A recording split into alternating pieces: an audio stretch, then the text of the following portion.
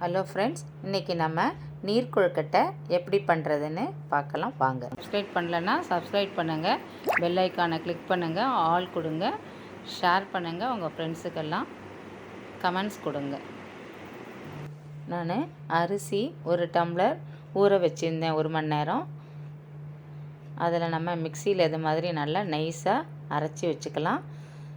இப்போ நான் கொஞ்சம் தேங்காய் எண்ணெய் விடுறேன். அதில் இந்த அரைச்சி வச்சுருந்த மாவை நல்லா கரைச்சி இதில் ஊற்றிக்கலாம்.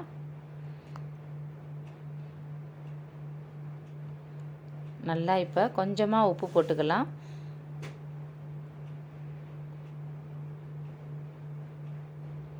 மாவு இந்த மாதிரி நல்லா கிளறியாச்சு. இப்போ இந்த மாவு நல்லா வெந்துடுத்தான்னு பார்க்கலாம். நல்லா மாவு வெந்துடுத்து. இந்த மாதிரி உருட்டினா நல்லா மாவு கையில் ஒட்டாமல் உருட்ட வரணும். இதை மாதிரி நம்ம நிறையா உருட்டி வச்சுக்கலாம்.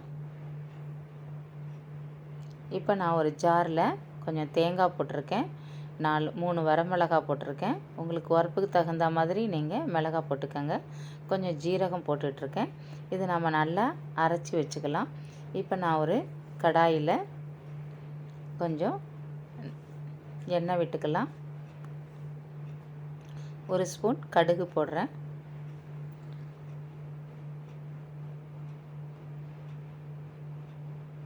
கடுகு நல்லா இப்போ வெடிச்சிடுது. இப்போ நம்ம கொஞ்சம் கருவேப்பிலை போட்டிருக்கேன்.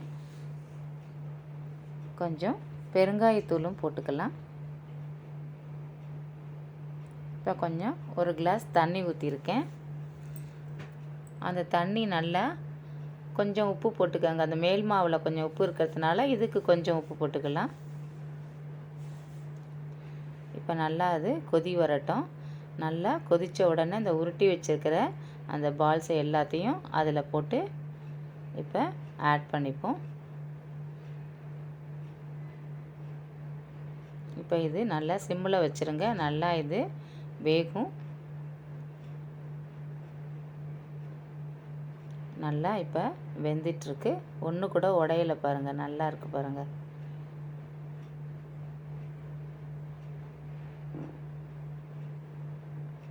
சூப்பராக நல்லா வெந்தெடுத்து இப்போ நம்ம அரைச்சி வச்சுருக்கிற அந்த தேங்காய் ஜீரகம் அதை எடுத்து இதில் ஊற்றிக்கலாம். ஊற்றி நல்லா இப்போ கலந்து விட்டுக்கலாம். ஒரு பால் கூட உடையாமல் எவ்வளோ நல்லா இருக்குது பாருங்கள். கொஞ்சமாக தேங்காய் எண்ணெய் ஊற்றிக்கலாம், நல்லாயிருக்கும் வாசனையாக.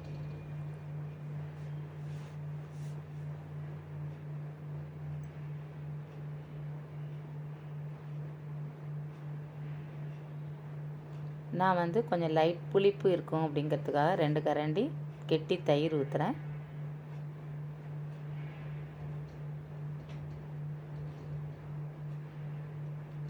இப்போ நம்ம நல்லா கலந்து விட்டுக்கலாம்.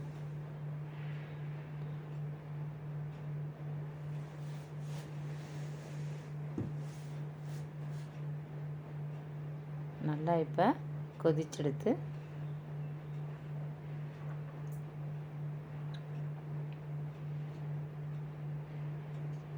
இந்த மாதிரி நல்லா கொதி வந்துடுது. இப்போ நம்ம அடுப்பை ஆஃப் பண்ணிடலாம்.